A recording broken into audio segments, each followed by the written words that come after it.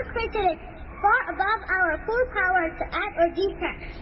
The world will no longer remember what we say here, but it can never forget what they did here.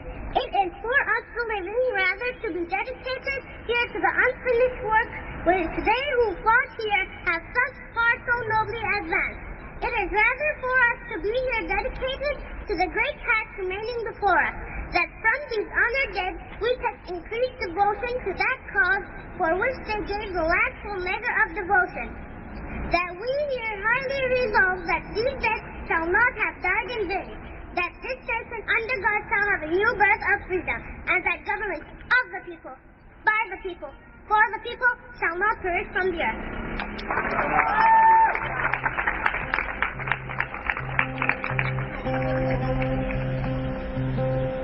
Country American on a mission to make America true to its words, to all as best as humanly possible, stood in front of the memorial to Abraham Lincoln, the president that died for keeping the United States united.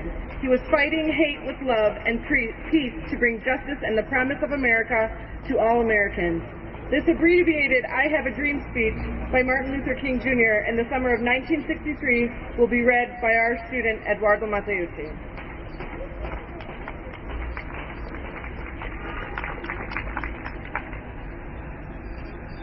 50 years ago, a great American, in whose symbolic shadow we stand today, signed the Emancipation Proclamation.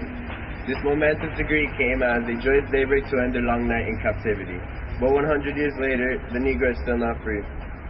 We have come to this hallowed spot to remind America of the fierce urgency of now. Now is the time to make the real promises of democracy. Now is the time to make justice a reality for all of God's children. But there is something I must say to my people.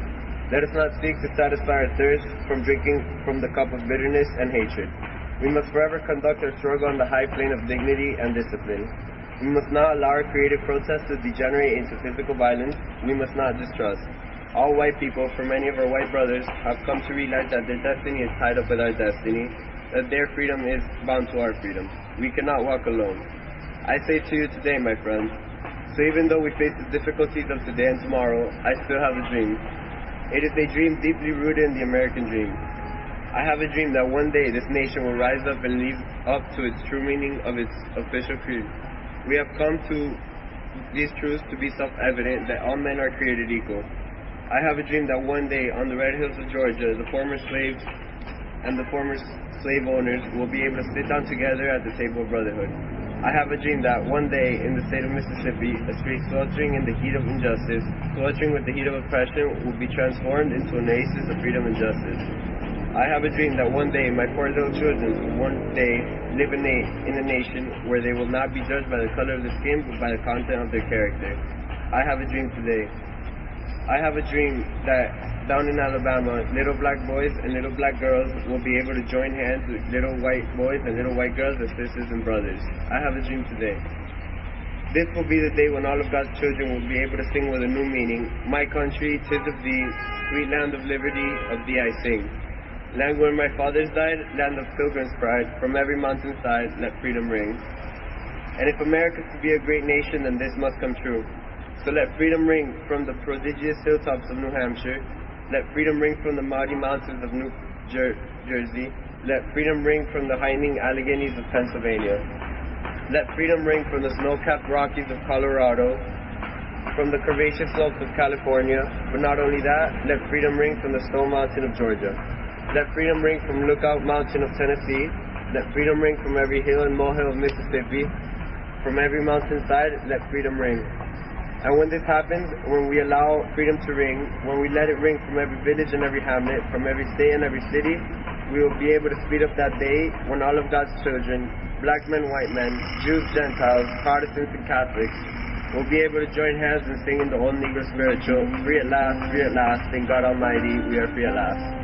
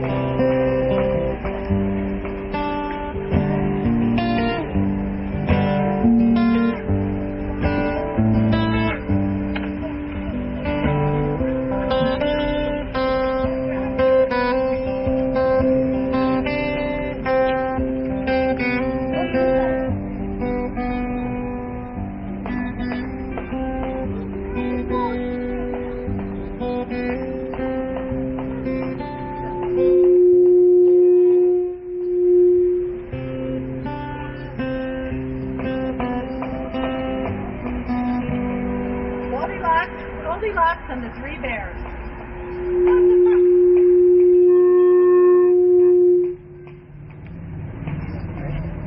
Once upon a time, there were three bears who lived in a very beautiful house in the woods. Mommy Bear had just finished cooking the food, and Papa Bear came and said,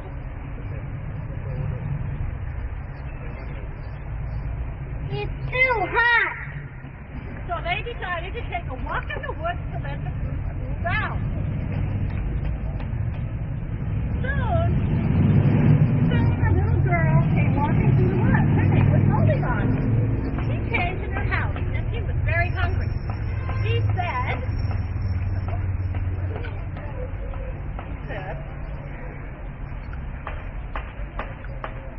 Too hot. she tasted Mama Bear's food and said, It's too hot. she tasted Baby Bear's food and said, It's too hot. and she ate it all. Now she wanted to go watch a video in the living room. So she went to Papa Bear's chair and sat down. She said, It's too hot. she got up and tried Mama Bear's chair. Too hot. Then she tried Baby Bear's chair. She soon got tired and wanted to take a little rest. She went upstairs to Papa Bear's bed.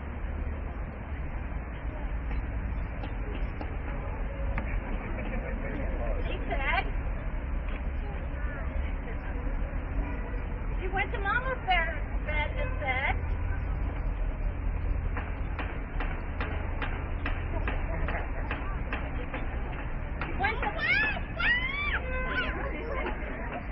she went to Baby Bear's bed and said, and she went fast asleep.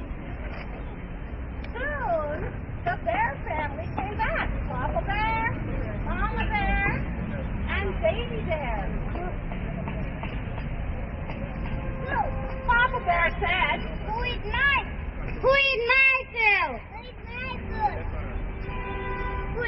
eats all my food? they went to the living room to see what happened. So, Papa Bear said,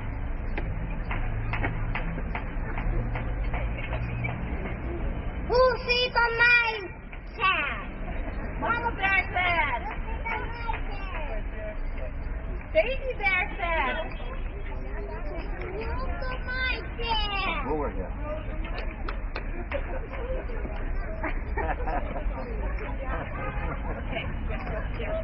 Okay, so Papa Bear, Mama Bear, and Baby Bear went upstairs to the bedroom.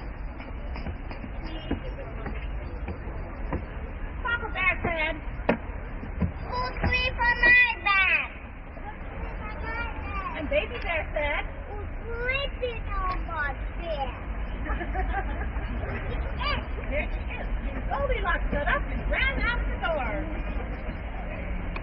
Okay.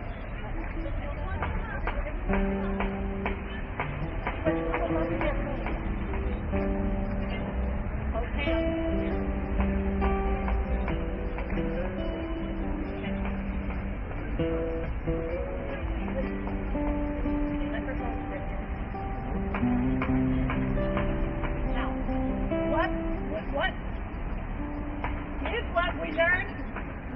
here's what we learned from the story. Our four magic words. Please, Say, excuse me, I'm sorry. Bravo.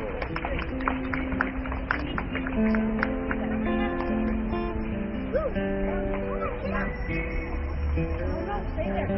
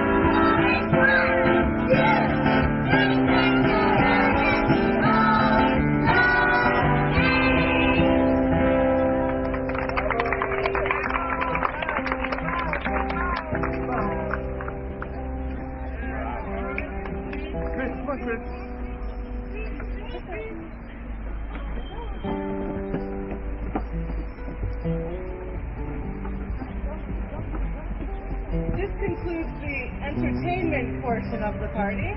We would like to take the next 5 minutes or so to really show the students how much we appreciated them and all of their achievements that they've made this year. And Ms. Barbara and I have both had the chance to teach preschool this year, so we're doing this together. And we would like to present the first year achievement awards to our first year preschool student. Our first student is Emma Mulai.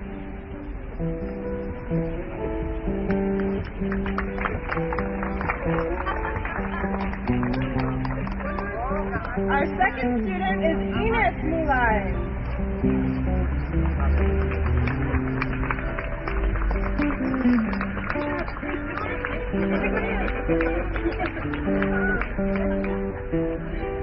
Our third is Sierra Rania.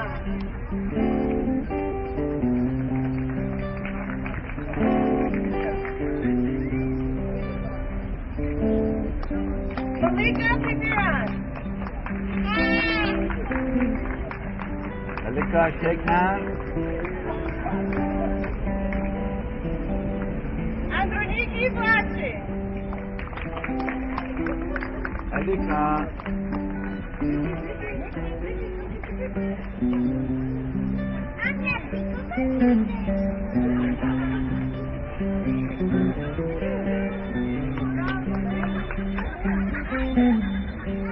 And our last two students are our second year preschool graduates that will be going to kindergarten next year. First we have Chris Delock Congratulations, buddy. And last but not least, Ray Mulai.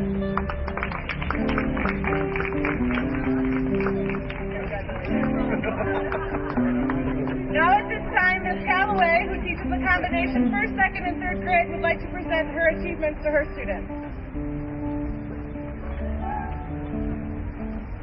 This year in the primary school class, all students were tasked with reading at least one book per week. They could read more books than one if they wanted to, and most of the time they did choose to take on that challenge.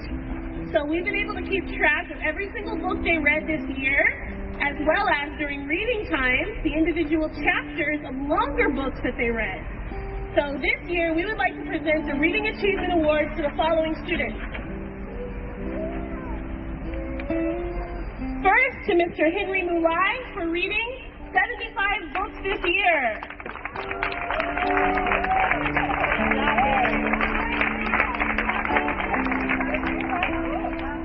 Next, to Miss Miriam Perperon for reading 82 books and chapters this year.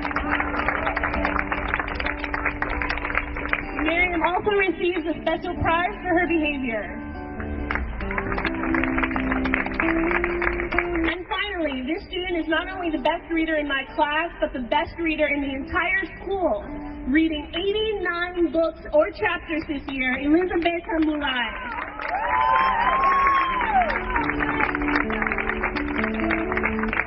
For this, she will also receive a special gift.